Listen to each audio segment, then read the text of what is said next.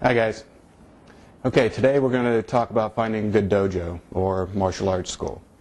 We're going to talk a little bit about the different styles and what to look for and what to avoid. And before we do that, we're going to do a real easy chicken dish. Chicken Italiano or Italiano chickeno. It does help to give it a foreign name, makes you seem worldly. Oh hell no. This guy's a tool. Tons of money. Impeccable dresser, nails lots of hotties. Damn.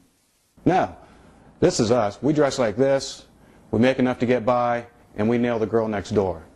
Which, by the way, is going to be a lot better than some hottie that's going to show up and be like, oh, I'm hot, and think she's done, okay?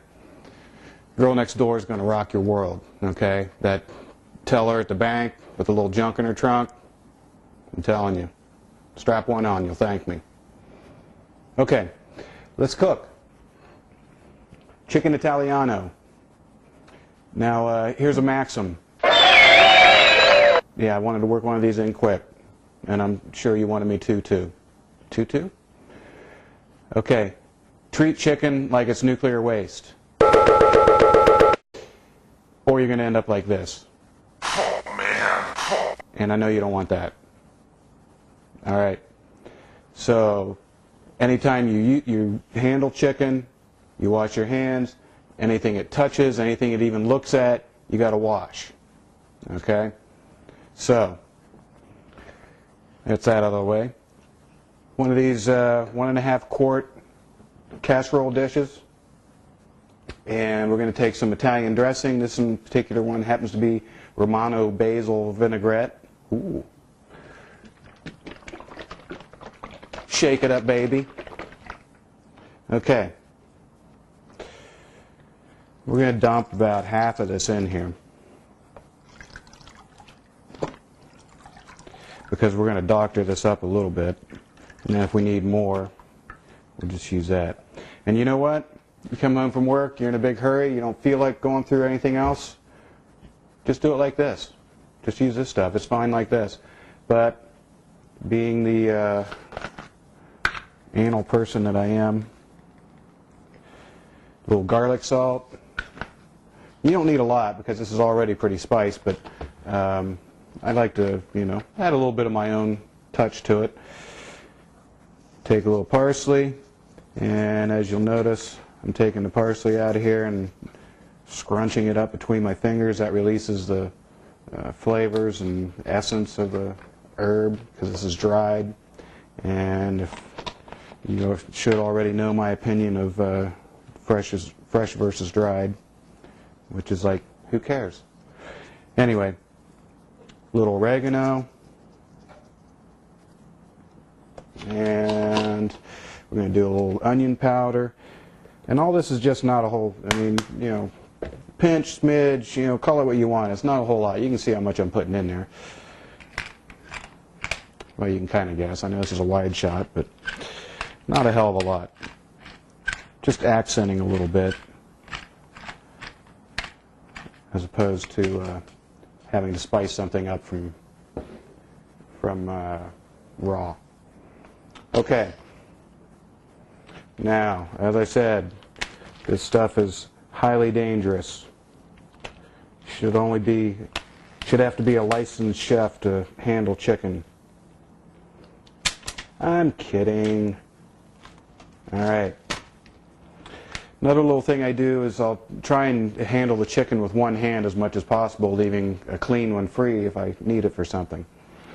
So, I'm going to do, let me back up a second. These are chicken thighs, by the way, which I prefer over breasts, chicken breasts, because they tend to be a little juicier. And they just have a better flavor. I mean, chicken breasts to me are just kind of there. I'm not a big fan of them. If you like chicken breasts, you love them, feel free. But anyway, this is what I use. I use the thighs, and you want to get boneless. So what I'll do is just give that a little mix. Should have done this before I did that. It's what happens with live TV. Hey, it's crazy. It's pandemonium. Alright, so just give it a little turn so it gets nice and coated.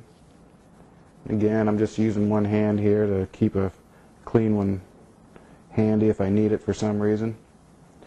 If I get an itch, it's going to happen. Okay. Turn these puppies in here. And as you can see how incredibly easy this is.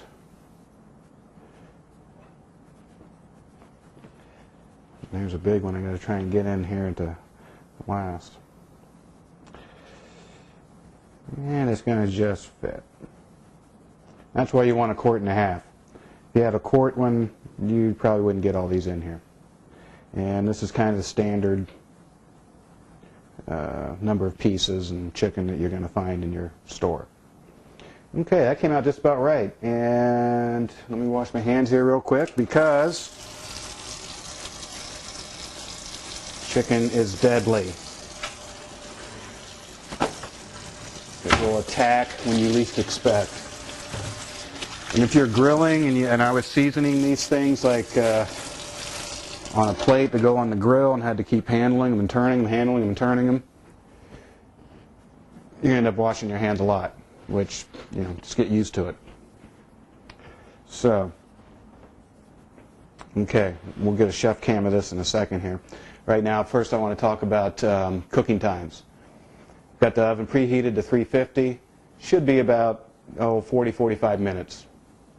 But here's another maxim. Yeah, there we go. Okay, when it comes to cooking times, nothing's carved in stone, all right? And there's a lot of reasons for this.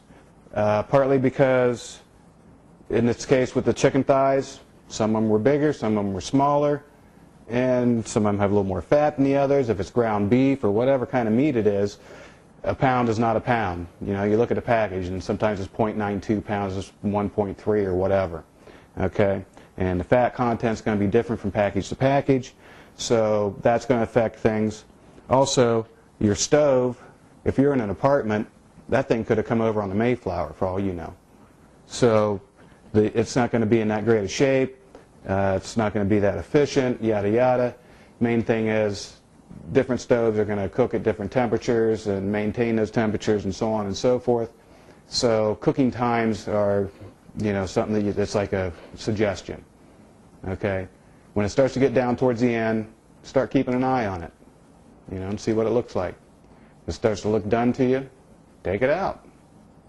So let's get a shot of this, and then we're going to pop this puppy in the oven, and then we're going to be doing some time cutting because I'm sure as hell not talking for the next 40 minutes. Okay, but first let's take a look at this. There you go. There's a chef cam. Doesn't that look great? Could almost eat it right now. Chicken tartare. Would not suggest it though. Okay, thanks to the a-holes at YouTube, we have to break this up. So, this stuff's ready for the oven. When you come back, we're going to do a side dish and talk about finding good dojo. See you then.